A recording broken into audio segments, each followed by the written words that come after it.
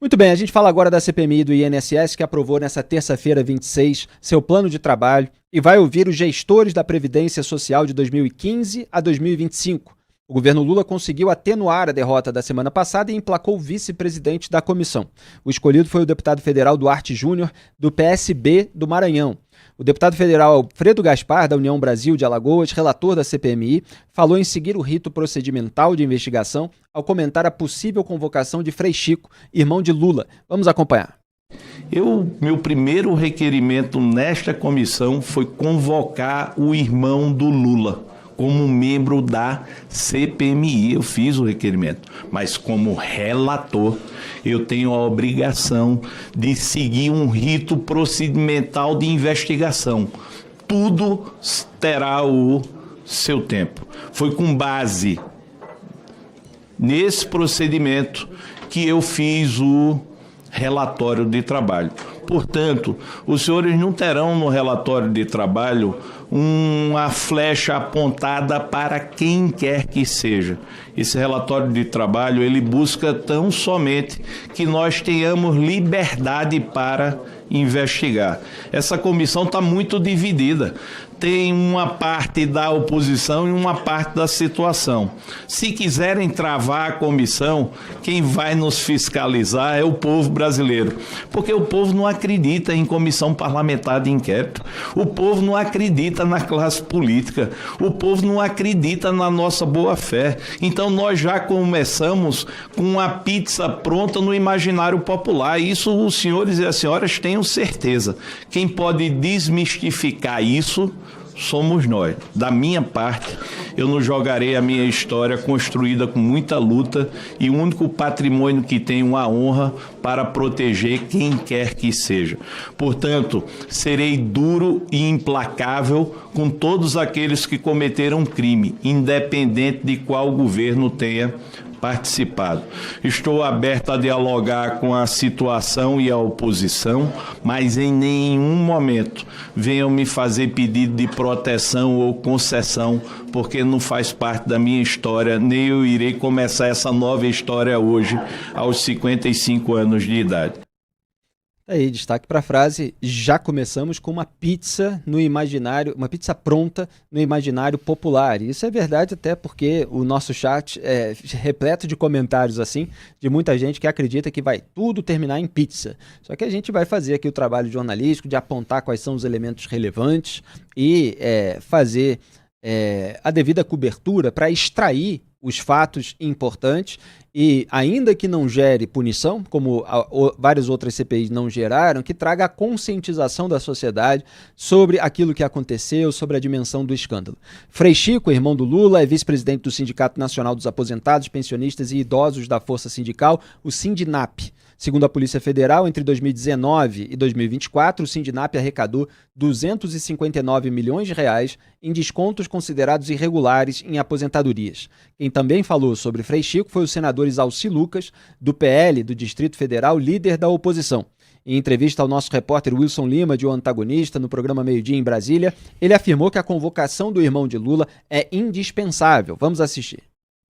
E hoje foi aprovado no plano de trabalho para a gente convidar todos os ministros, evidente, se não vir a gente convoca, né? Todos os presidentes do INSS, desde a Dilma, Temer, né? Bolsonaro e Lula 3. 2015 para cá? Então, foram aprovados. Vamos chamar também os servidores do INSS envolvidos com a pasta, né, dos descontos e da cúpula, vamos dizer assim, do INSS, todos também serão convocados. A data prévia também para dar essas informações. Em princípio, foi aprovado o plano de trabalho. Aí agora, durante, né, esses depoimentos e apuração dos documentos recebidos, a gente vai ampliando, né, esses depoimentos que nós estamos pedindo. Então, todos os presidentes, ficou fora ainda o vice-presidente, irmão do Lula, que nós vamos chegar lá depois. Isso que eu lhe perguntar, e o Frei Chico, vai ser convocado ou não vai ser convocado? Teria que ser por vários motivos, né? Primeiro, a instituição dele, o sindicato, que ele é o vice-presidente, cresceu de arrecadação de 23 milhões para 154 milhões. Há uma ação normativa do INSS proibindo, isso está sendo respeitado, que qualquer parente de segundo grau não é, de poder de mando, não poderia compor nenhuma associação nem sindicato. Então, o irmão do presidente Lula não poderia estar como vice-presidente dessa instituição com vínculo com o INSS. Então, está desrespeitando uma ação normativa do INSS. E, além disso, explicar porque ou teve muita falcatrua, como aconteceu em outras, ou houve realmente o poder político, né, por ser irmão do presidente. Então, é indispensável isso. E a vantagem aqui dos requerimentos é que o presidente Lula, o governo atual, eles fez uma seleção, né, um processo seletivo. Só está fiscalizando, por exemplo, ficou fora os principais. A CONTAG está fora, o sindicato do irmão do presidente está fora das investigações, e nós estamos vendo aí a devolução dos recursos com dinheiro público, né, e essas entidades sequer sendo investigadas. Então a CPI agora vai ter que investigar ponto a ponto. Destaque para a frase: ou teve muita falcatrua ou houve realmente o poder político por ser irmão do presidente. Foi o que disse o Exalci Lucas aí em depoimento ao Wilson Lima, no meio-dia em Brasília, lembrando que é transmitido também de segunda a sexta-feira na TV BMC, das 12 às 13 horas, além do canal de YouTube de O Antagonista, e os nossos repórteres em Brasília estão trazendo várias entrevistas para esse programa ficar mais quente e ainda ajudar a abastecer as nossas análises aqui no Papo Antagonista. Ele usou ali um termo técnico que ele fala muito rápido, talvez vocês não tenham entendido, quando ele se refere à norma que impediria que o Frei Chico fosse vice-presidente, porque ele é parente do Lula, é instrução normativa, a expressão que ele está usando. E a CPMI do INSS aprovou as convocações de 10 ex-presidentes do Instituto Nacional do Seguro Social. Também estão na lista Antônio Carlos Camilo Antunes, o careca do INSS, Domingos Sávio de Castro e Maurício Camizotti, considerados pelo relator Alfredo Gaspar como peças de papel destacado para operacionalizar a farra dos descontos. Vamos assistir. Com efeito, deve-se ter em mente que diversas entidades eram administradas por laranjas, vinculados a empresários que desviavam recursos de aposentados por meio de descontos irregulares, incluindo uma engenharia que permitia o pagamento de suborno por meio de pessoas jurídicas a parentes de servidores do INSS. Segundo a investigação, coloquei aqui só como exemplo de uma dessas organizações criminosas que já estão detalhadas.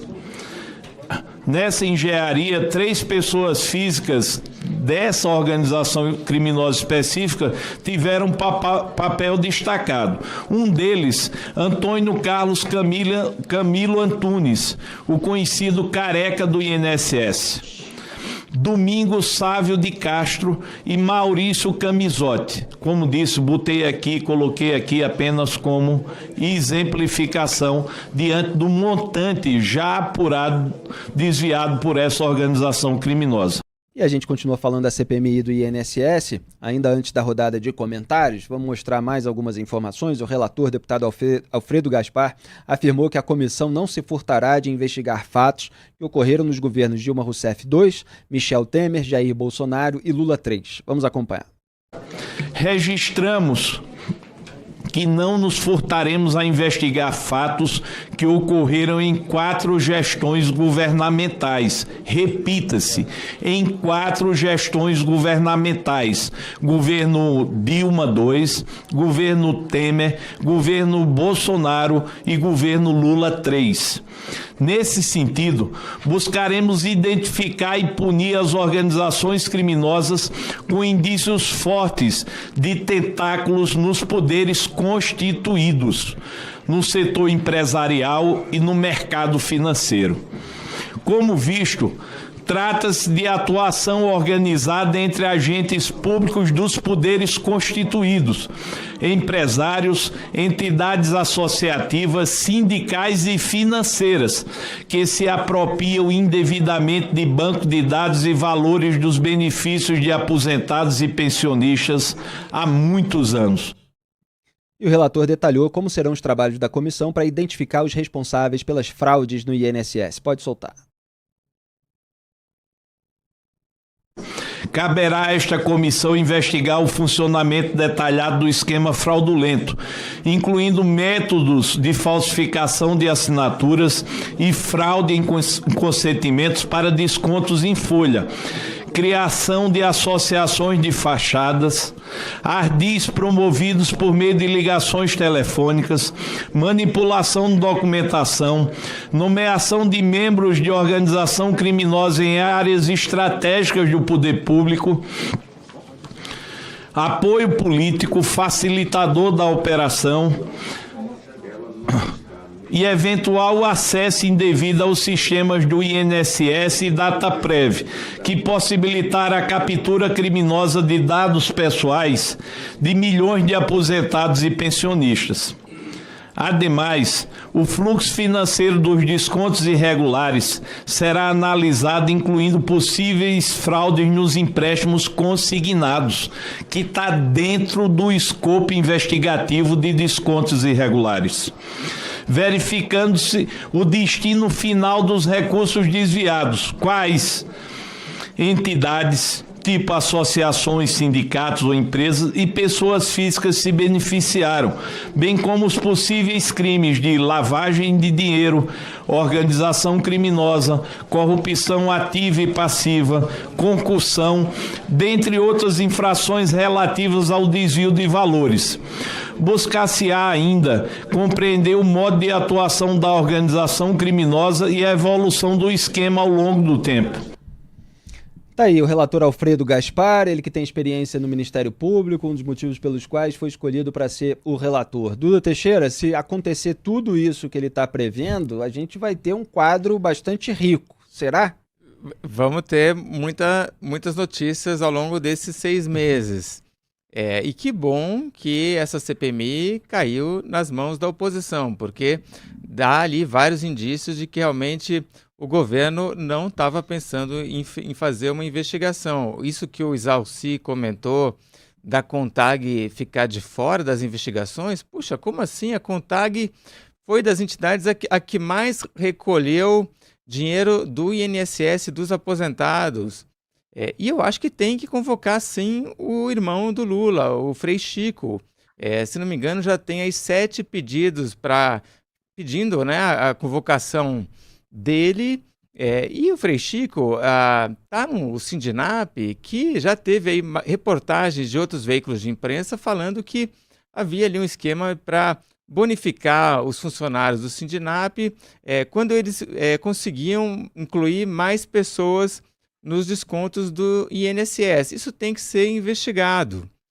E tem que ser também investigado porque ele é o irmão do Lula. É claro que só o fato do Frei Chico aparecer, ser convocado numa CPMI, aparecer, independente do que ele falar, ou independente do que perguntarem para ele, isso já é um desgaste enorme para o Lula, né? Obviamente isso vai cair nas redes sociais e a oposição vai usar isso e os governistas estão fazendo o possível para evitar isso. Agora, tem que ser investigado. E vamos lembrar que o Frei Chico já foi denunciado na Lava Jato em 2019. Essa denúncia foi rejeitada no mesmo ano, em 2019, e depois em 2020. Mas vale lembrar o que era a denúncia, né? O Ministério Público estava dizendo que ele recebia uma mesada da Odebrecht. Isso foi uma coisa que a Lava Jato investigou, mas ali os juízes entenderam que a base era somente das delações, né? Não tinha uma prova, evidência realmente do pagamento dessa mesada que seria por aquele departamento de operações estruturadas da Odebrecht. Acabou em nada, a denúncia foi rejeitada, ok, mas só trago isso só resgato essa história para dizer que tem que investigar, né? Não pode deixar ali, imaginar que o cara é um frei, é um santo, né? Na verdade, nem frei ele é. Ele tem esse apelido por causa do cabelo dele, que parecia um frei, mas como qualquer mortal, como qualquer brasileiro envolvido no sindicato, que está envolvido em denúncias, ele tem que ser investigado. E foi rejeitado não é porque não teve prova de que não acontecia o pagamento das mesadas, é porque os juízes entenderam que haveria uma necessidade de se comprovar o elo com qualquer medida que favorecesse a Odebrecht para se configurar ali um pagamento de propina em troca da influência no governo do irmão, do partido, do irmão, qualquer coisa nesse sentido. Inclusive, um dos votos veio de desembargador do TRF3, escolhido por Dilma Rousseff. Então, assim, a época da Lava Jato, a gente sabe como muita coisa foi varrida para debaixo do tapete, por questões nem sempre tão técnicas, ou pelo menos diante de algumas exigências a mais, mas que não anulam certos procedimentos, certas práticas que a gente deve continuar combatendo. E a gente segue falando sobre a CPMI do INSS. Ricardo Kertzmann ficou de comentar tudo que a gente já mostrou com as declarações aí, principalmente do relator Alfredo Gaspar, mas também do senador Isalci Lucas. Bom, se a gente se basear nas declarações do Alfredo Gaspar, que é o relator, do Duarte Júnior, que é o vice-presidente, e do próprio Carlos Viana, que é o presidente dessa CPMI, tudo vai ocorrer da melhor forma. Vai ser uma CPI apartidária, com o propósito, com o objetivo de única e exclusivamente perseguir os culpados e, a partir de então, cobrar as devidas responsabilidades. Só que, para que isso aconteça, eles têm que combinar com os russos, eles têm que conseguir controlar as tropas de choque de um lado e de outro, que são os membros dessa comissão, porque é um tiroteio para todo lado, cada um querendo colocar a culpa no outro e cada um querendo fazer as convocações a partir daquilo que lhes interessam. Felipe, eu particularmente acho que essa estratégia de você alargar, de você retroceder até a presidente Dilma Rousseff e depois o Michel Temer, a meu ver, isso acaba talvez até desfocando um pouco. Se essa CPMI se concentrasse exclusivamente nesse mandato do presidente Lula e no mandato do ex-presidente Jair Bolsonaro, que é onde a gente encontra o maior volume de todas essas falcatruas, os maiores valores estão lá, foi a partir do mandato anterior, a partir do mandato do presidente Bolsonaro e ex do Lula, que tudo ficou muito grandioso. Eu acho que seria mais eficaz, seria mais produtivo, não dispersaria tanto, até porque essas entidades todas que estão envolvidas nessas falcatruas que a gente tem visto por aí, muito provavelmente são as mesmas que já faziam isso lá atrás. E o senador Rogério Carvalho, do PT de Sergipe, recorreu à narrativa petista sobre o roubo de aposentados. Vamos assistir e depois eu vou comentar. É importante dizer que, na medida em que o governo do presidente Lula identificou, as providências foram adotadas, inclusive ressarcindo quase 80% já dos beneficiários, aposentados e pensionistas do INSS que tiveram descontos indevidos já foram ressarcidos pelo governo federal, aqueles que conseguiram chegar às agências dos Correios via o site do próprio INSS, e esse trabalho está sendo feito e deve chegar à totalidade dos que tiveram descontos. Então, isso é uma medida, é uma medida porque está em curso, de extrema relevância e de responsabilidade do governo com os aposentados e pensionistas. Eu vou repetir uma frase que o Rogério Carvalho, do PT, falou. Aspas, é importante dizer que, na medida em que o governo do presidente Lula identificou, as providências foram tomadas. Fecho aspas. Mentira. Quem identificou foi a imprensa, foi o Luiz Vassalo, que era repórter da Cruzoé, atualmente está no Metrópolis. A partir daí começou a investigação, e por parte de servidores concursados.